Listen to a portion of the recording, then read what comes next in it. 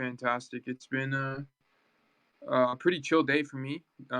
Just been getting some work done. Been active on Twitter, talking to the homies, seeing what's good. But yeah, it's been pretty chill. Just doing what it's doing. I hope you've been having a good day. Can you say the same? Yeah, everything's been all right, I guess. Coming from the holidays, celebration and all. So, good vibes all around. Love that. Yeah, man, dude. I've been eating leftovers for the past couple days. I had an event on Christmas Eve, and we had lasagna, and I've had lasagna for like 4 days now, 4.5, 5 days now, or whatever. Like it's getting to the point where maybe it's too much. I'm kind of cheesed out right now. So yeah, it's been an experience for sure, brother. Yeah, nothing slaps better than leftovers from a celebration. No cap. Yeah. I guess that it's an upside and downside. One, I don't have to pay for food because I can just have the leftovers, and two, the downside is I have to have leftovers for a couple days. So it is what it is. But let me send one more announcement really quickly, and then we'll go ahead and get started.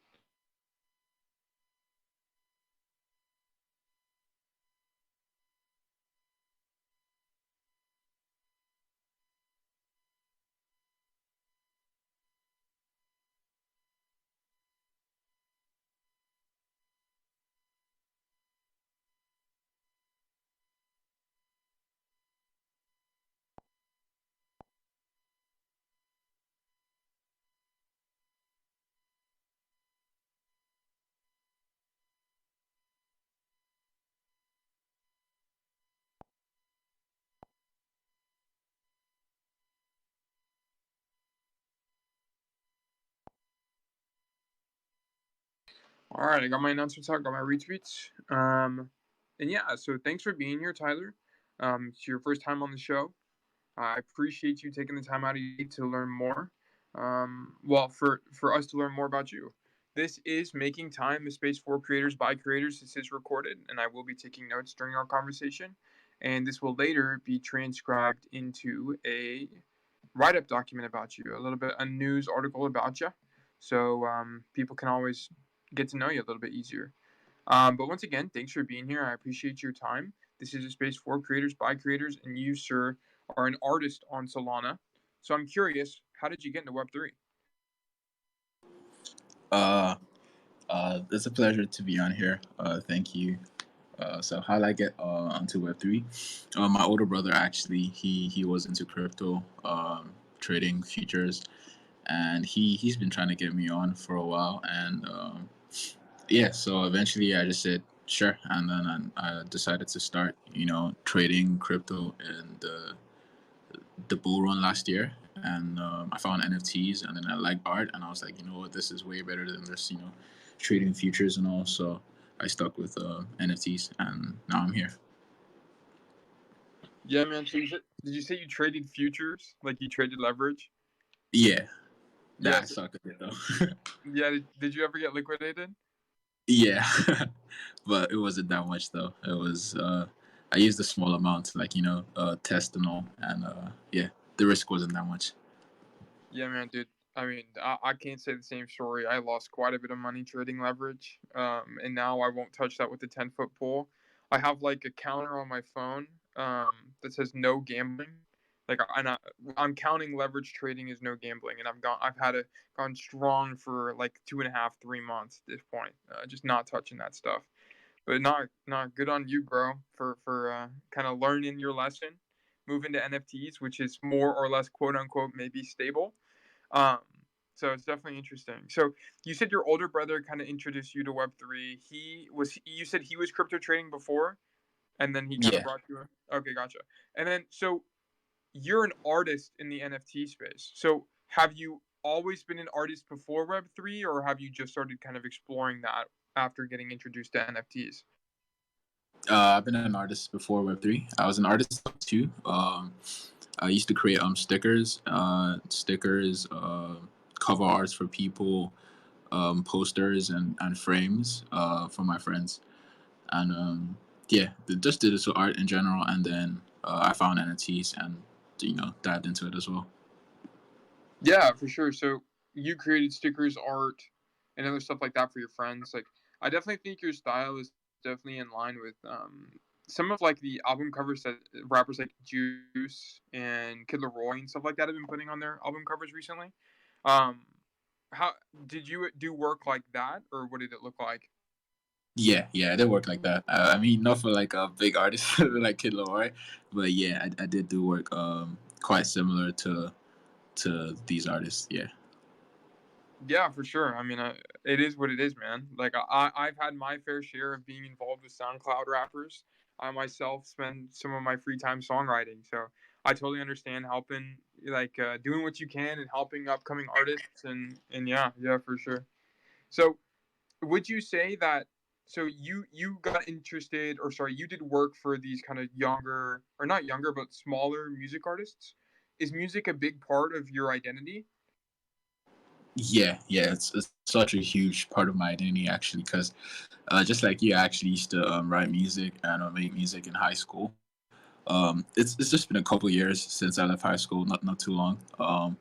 So yeah, I still songwrite. Occasionally, I make songs. So yes, music has like a huge impact in my art, and then not just making music, but listening to music as well. It's a heavy part of my creative process, you know, when I'm drawing and all. Yeah. Yeah, and I think listening to music can help you kind of cultivate and find your muse, right? Especially when you're doing something that's not directly language oriented.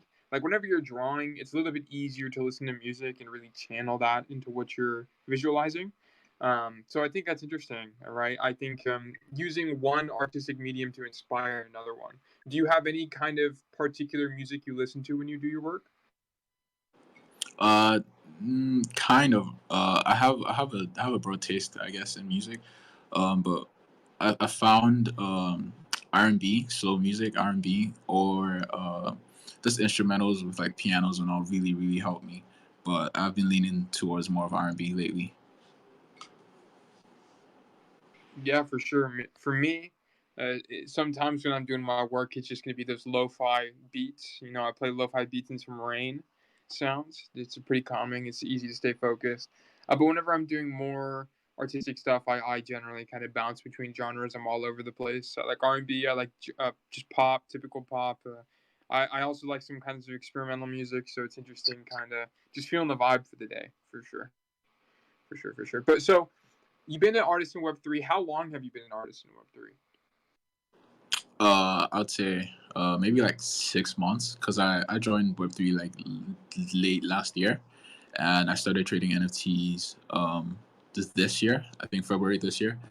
And then I used to draw, but I just never, you know, started making my own NFTs. So I was trading for a while. I think I started releasing art, like my own one-of-one art, like 3 weeks ago or a month ago. So it's quite recent. Yeah. So, I mean, you just started kind of getting into it. So I'm curious, what made you take the leap to start kind of making these art pieces on the blockchain? Okay, so I wanted to make my own collection. I thought it was an easy thing because during the bull run, everybody was, you know, dropping collections and all. So I thought it was easy. I was like, oh shit, I want to make mine as well. So I tried to make a collection. I realized it isn't as easy as I thought it was. It failed miserably, but I mean, we all learn from our failures and all. So it didn't go as planned. Yeah, so I also started getting approached by people to do like commissions for them, like to draw NFT projects. It didn't really go the best. I mean, the Web3 space is filled with all sorts of people, the good and the bad, you know. So I got kind of like duped a couple of times. I did some work. The pay wasn't that much, but then eventually I was like, you know what? Let me just do my own thing. And then I found the one-of-one space, and I was like, this is perfect. This is me releasing art, you know, on my own time, my own vision, you know, my own creativity and everything. So I was like, all right, this is perfect for me. And I was like, all right, I'm gonna stick with this. Yeah, for sure. I definitely think a lot of artists in this space do get taken advantage of, especially when it kind of comes to the generative collection realm, right? It's very easy for these guys to be predatory, these collection owners, as they're doing that. But I think it's interesting that you mentioned you started or you tried to launch your own collection, right? And then you quickly realized that that's a gargantuan task, right? It's not as easy as it seems to be. So so tell me more about that experience. Like, what did you try and how did you fail? All right, so I wanted to create like a comic book. That was the initial idea, to create like a comic book with NFTs, and then every NFT is like a character in the comic book. It was meant to be like a limited supply. But then I had the art done. The art was the easiest part. I mean, I had that whipped up, really good. I enjoyed making it. But then, when it came to like creating a community organically and then marketing and getting the right people to see your project, that's when I realized, yo, it's not a one person type of thing. It's not that easy. I mean, the top projects, they do a lot of work, and I really respect that. It isn't easy at all. Yeah, it's a journey, right? Like I have experience being a project founder myself. I created a collection called High Voltage, and I had a big team. I had 6 people on my team. Well, 6 counting me. And even with that amount of people, it was still a lot of work, man. Like we were working like multiple hours. Like it was basically a job. I mean, it is a job in and of itself. So it is a lot of work, and doing it alone and solo, it's not very doable, right? So it's interesting that you kind of learn that lesson through experience. So after you kind of failed with this NFT generative collection, you said you ended up getting a lot of commissions, and some of them ended up not working out very well for you. So what was it like to? Did you get scammed, and what did that feel like, or what was that process like when that happened? Okay, so I don't know if I want to consider it as scamming, but like there were cases where they would tell me things like they would pay me after a mint and things like that, and it never happened. So um, you know, I guess that's it. I don't know if that's scamming, but they didn't pay me after the mint. So yeah. Yeah, I mean, I would consider that scamming. It's basically a rug, more or less. If they don't uphold their verbal promise, which is legally binding, then yeah, they're definitely doing you wrong. So I would say so. But so was that like a regular thing, or did that only happen once in your experience? It happened once or twice. The second one wasn't really like the second one was all right. So they we made an agreement that I was gonna work, and then after I would get paid.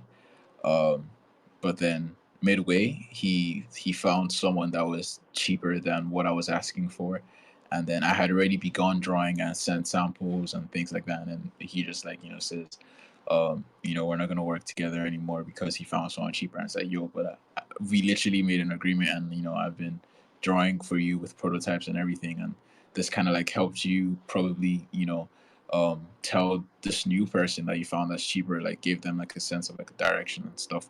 So it really hurt to not get anything, but like devote like 2 weeks 3 weeks to drawing back and forth and just get nothing in return. It really sucked.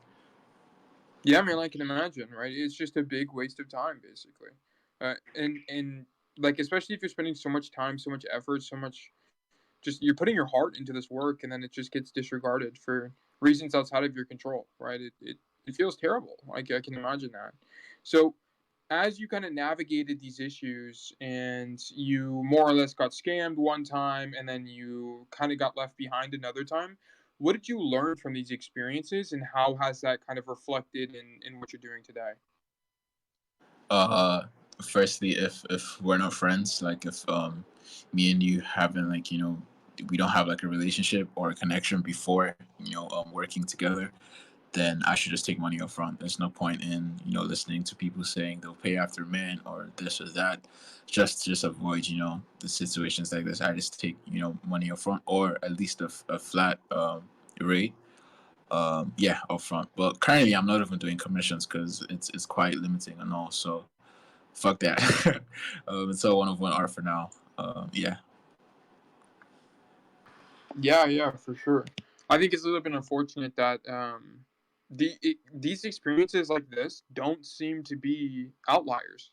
It seems to be relatively normal in the one-of-one space. I hear of some artists talking about how badly they're treated when it comes to commissions, and sometimes they're treated as an afterthought. And I think your story is just a good example of that actually happening.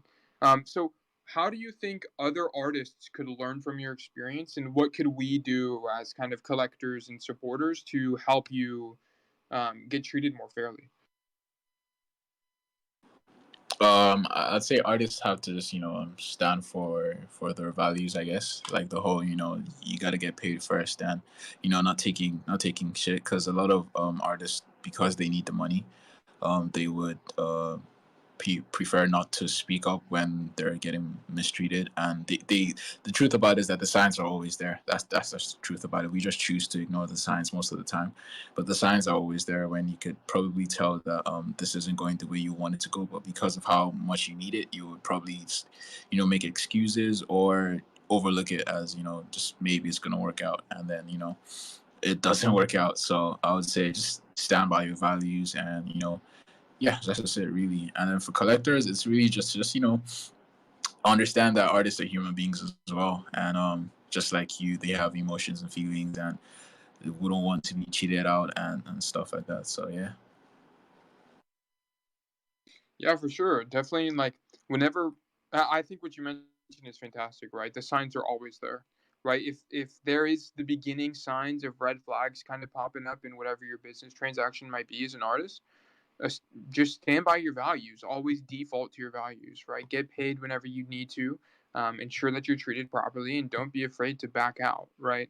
These opportunities, ultimately, there's always going to be the next one. There's going to be the next person who approaches you for a commission. There's going to be the next collection to work with, right? There's never just the one that's going to get you out or bail you out or anything like that. So I think that's fantastic wisdom to offer. And I think it's interesting that what you mentioned about collectors, right? Like to understand that artists are humans as well. Right? That's very important to understanding collectors because sometimes these collectors come in here and are looking for a quick flip or are asking when utility or something kind of unbelievable like that. And it's important to understand that whenever you're collecting or you're purchasing an art piece, you're buying into the dream or the vision of the artist themselves, right? It's very human connection. So, as an artist, how do you interact with your collectors, and how do you think kind of what do you think of the artist collector relationship? To be fair, I see my collectors as my homies, man. I see them as my friends because I understand that you know not everybody's gonna like your work, and not everybody's obliged to collect your work. Um, and having a personal relationship with your collector just really makes it more fun and more interesting when you actually understand the person that appreciates your art, because most likely you guys have something in common. So I really just see them as my friends, my homies. Apart from talking about buying my art, I love to just talk, chill, check up on them, find out how they're doing and all. And yeah, it's a cool relationship. Yeah, for sure. Like I'm a collector myself. I personally don't own any of your pieces, but I have interacted with you in other conversations, and it's you definitely give off that vibe of kind of treating people like your homies, right? Like they are close friends, they're people you interact with, and I think that's one thing that Web3 offers artists that a lot. I wouldn't say every Web2 medium doesn't do, but it's generally not available in Web2, right? Because in Web 2, there's not really this culture of purchasing art and staying interconnected with the artist. It's more purchasing art for some more vain purpose, whether that be maybe investing or a house decoration. But in Web 3, it's more of like you're buying into the vision, the community. Like that's first, right? So, would you say that there's a difference in culture between Web 2 art and Web 3 art? Yeah, yeah. I would. I'm not too knowledgeable about Web 2 art. I'm not gonna lie. Like the professional aspect of it, like the whole investing of physical traditional art, and buying and selling all of that. I'm not really too invested in that, so I don't really know too much about it. But from what I know, I think there is a big difference in um, Web 2 and Web 3 art, especially being Web 3 giving you more of a chance to have an identity behind your art, and to to be someone that releases art. I don't know how to explain it really, but in Web 2 there's it's quite saturated, and it's hard to stand out as an artist unless you're like super famous or something. But in Web 3 it's a lot easier to have your own niche and all. And really attach yourself to your art and what you're creating. Yeah, I think yeah, exactly, right? In Web 2, it's a little bit easier, or it's a lot a bit easier to separate the art and the artist. But in Web 3, they more or less go hand in hand. And I think that's just a testament to how interconnected our space is. And as of right now, I also think it's a symptom of just the size of the space, right? It's small enough where I could bump into you by just looked around, right? Or I stayed vigilant. And I bump into artists often. I bump into collectors often because we share the same ecosystem, right? As we grow, it might, who knows, right? It might reflect to the state of Web 2 where it's a little bit saturated, but we're not there yet. So I definitely think we should kind of enjoy the moment while it lasts. So we talked a little bit about your experience being an artist in Web3, kind of pursuing your one of one collection. I'm interested in the one of ones you are kind of creating and the art pieces you've been curating on Exchange Art. What kind of story are you trying to tell? And how is that kind of related to you or your story as a person? Okay, that's a really nice question. All right. So my art is I'm trying to tell a story of myself, I guess, a depiction of myself, a character, um, that travels to different worlds. So how it relates between my real life self and the character is, personally, I've always liked stories, and I've always liked different genres and different types of lore and all. And I didn't want to like settle for just one universe setting. I wanted it to be like very broad, and also the whole idea of traveling came in. So basically, my character travels to different worlds and different like universes to meet different people, enters different planets, different cultures and all. And then the story is just basically of how he travels to each different planet, each different world. So to be very fair, I kind of see it as more of world building than of storytelling, because I go to different worlds, so it's a different story in each world, but then it's a grand story of how I passed through each world. I don't know if that was a bit confusing, but yeah, that's basically it. So all my releases kind of follow the path of going from one world to another world to another world. Yeah. Yeah, for sure. And I think that's very valid, right? You mentioned, and I think this is an awesome thing you mentioned, is it's more about world building and less about storytelling. And I think that's a very good way of putting it, right? Because, and I think it's an interesting analogy into kind of some of the lives we live is although we are kind of composing one giant story, which is the story of our life, we journey from place to place and kind of experience our own worlds within one another. Well, within that, right? Like I have my world at home, I have my world online, I have my world at school, right? I have my world at the grocery store, right? It could be wherever the environment puts me or wherever my environment puts me, but regardless, there's always kind of a place to be, and there's some level of interpretation there, whether like your mental world or so on and so forth. So I think it's interesting that you're telling your art in a way like that, and I think it's relatively unique, right? So what kind of encouraged you to take this path over a more traditional path where it's more of like kind of one-off pieces and so on and so forth? Why did you choose to have such a cohesive set of art? Okay, so I always used to write, like apart from songwriting, I used to write like just creative writing. I used to make short stories, but I never used to do anything with the stories. And I had a friend that was like, "Yo, I should put my work out there." And I was like, "Well, I'm not really a writer. I'm an artist, so I'm cool with just writing and just keeping it for myself." But then when I entered the one of one scene, I was like, "Okay, what's one way I could make my works unique and just make it really interesting and interactive?" And I was like, yo, I could just merge what I write with what I draw and what I create. So it's kind of like a mixture of creative writing and digital art. So yeah, it was, just fusing both of the things I love doing together. Yeah, for sure. Do you plan on, and this might, I haven't done too much research. Do you plan on releasing the written stories in tandem with the like physical, the art itself? Yeah, it's I haven't said anything about that because I don't want to make promises, but it's definitely something that I thought about since the inception of the whole series and universe, it would be really cool to have like an actual physical copy that people could read and all. So the idea behind it is to have an actual sketchbook, and then the sketchbook has the pages of the story, and then eventually the story ends, but then the sketchbook keeps going. So it starts from like the reading story, and then ends with blank pages of paper where people could actually just like sketch and have it as their own sketchbook. So it's like a story and a sketchbook at the same time.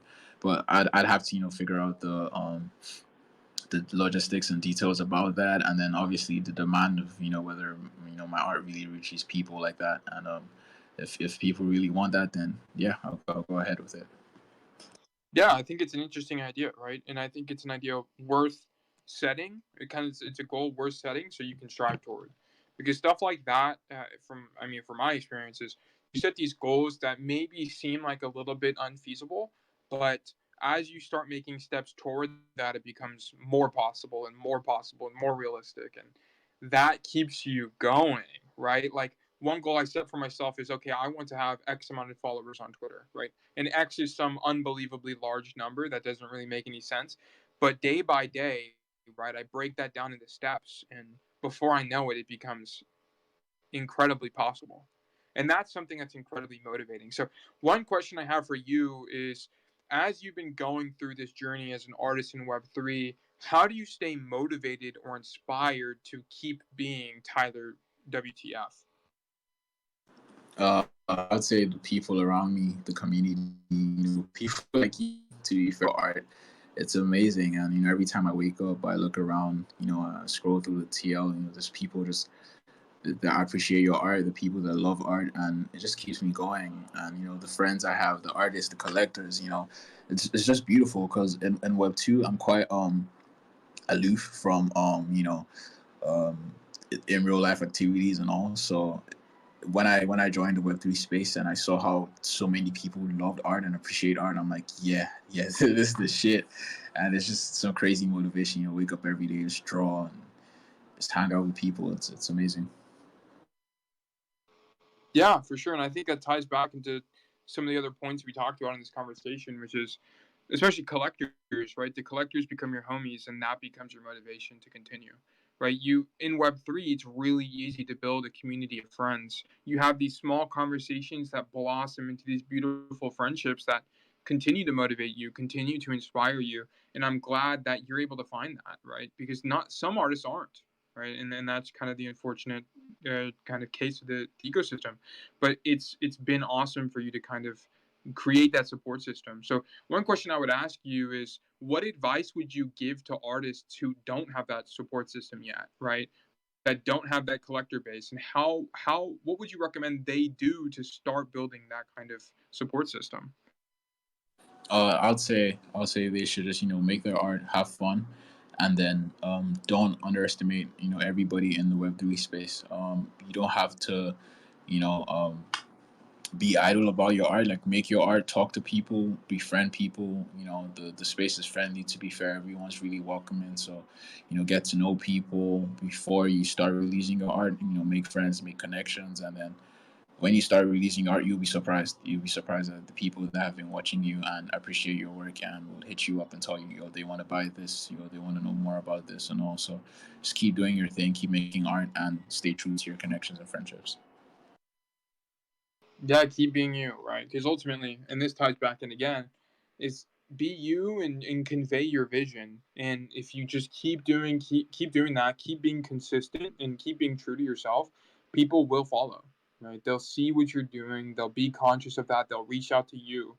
And it's important as an artist or a creator of any kind to be receptive to that, right? Be receptive to these DMs, be friendly, be talkative, be engaged, and before you know it, your dreams will unfold right in front of you. But Tyler, this has been an awesome conversation. We are kind of hitting our time here, so I'm going to ask you one last question, and then we'll go ahead and wrap things up.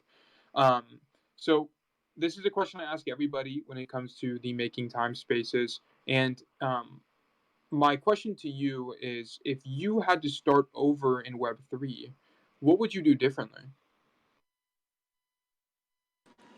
That's a really good question.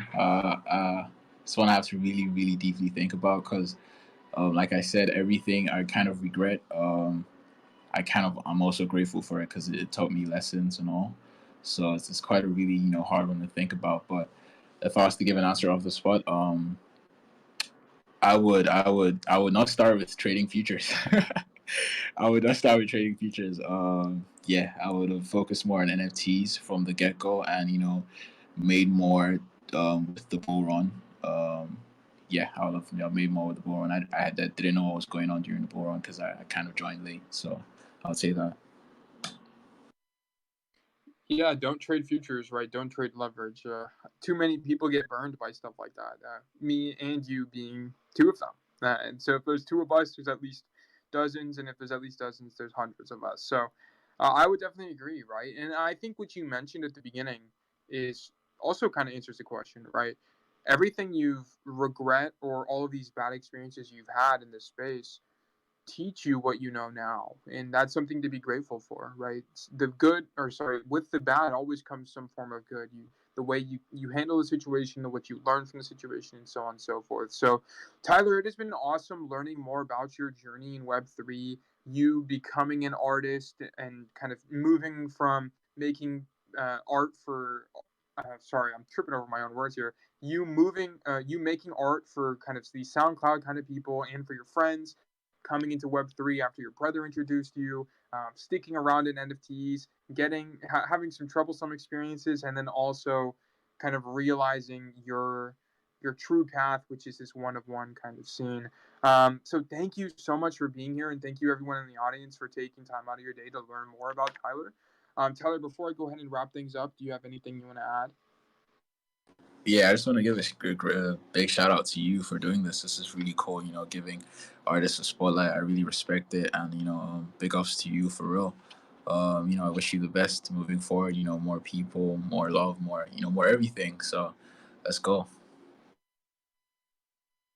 For sure, brother. I appreciate you spreading the love. I'm doing what I can to help my friends, these artists I enjoy talking to, and I enjoy their work. And this is one way I can help support them. So this is a daily space. So if you are interested in learning more about other creators in the space, I have pinned one up to the top. I will be interviewing space host V Epiphany tomorrow. I'll be asking her some questions about her Web3 journey as well. And next week, I actually have a lot of other artists lined up, one of which actually being Zeno. So I'm really looking forward to that conversation. And Tyler, I hope to have you back on this interview sometime in the future, maybe in about a month or two, so we can check back up on your progress and maybe ask you some more questions about what you got going on. But Tyler, Fearless, also thank you guys for being here. I appreciate you guys taking the time out of your day to spread the love and kind of get to know you.